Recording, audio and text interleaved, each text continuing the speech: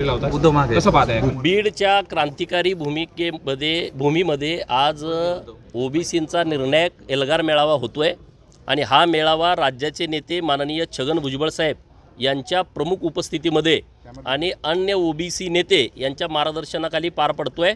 तर महाराष्ट्रामध्ये आता ओबीसी सगळा एकवटतोय, एका ठिकाणी येतोय, तर निश्चितपणे यातून काहीतरी ओबीसींच्या हिताच्या गोष्टी घडतील असा आम्हाला एक विश्वास आहे। पंकजा मुंडे, धनंजय मुंडे येतील का, काय सांगितलं तुम्हाला? आता बघूया ना, थांबा ना थोडा वेळ।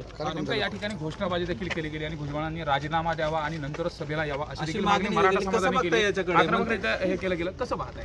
अरे भुजबळ तुमचा बाप आहे, उगाच आता काय घोषणा देऊन काय होणार आहे? जाळपोळीच्या घटना बीडमध्ये घडल्या होत्या, त्यानंतरची ही सभा होते, त्या गोष्टीचा मी निषेध करतो। राज्यानं हे सगळं बघितली परिस्थिती की तुम्ही आमदारांची घरं जाळता। महाराष्ट्रातला सगळा ओबीसी त्या प्रकरणापासून भयभीत झाला की बाबांनो, जर तुम्ही आमदारांची घरं जाळणार असाल आणि महाराष्ट्रामध्ये छोटा छोटा समाज ओबीसीमध्ये आहे, मायनर ओबीसी आहे, भटक्या विमुक्तांची संख्या मोठी आहे, तर त्यांच्या मनामध्ये एक भीतीचं वातावरण तयार झालं।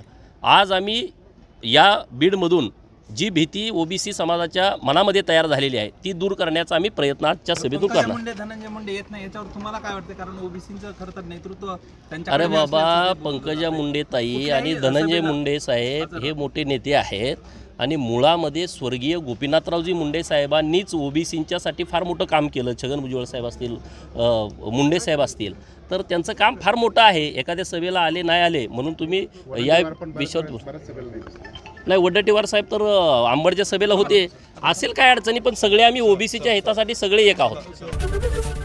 एबीपी माझा, उघडा डोळे बघा नीट।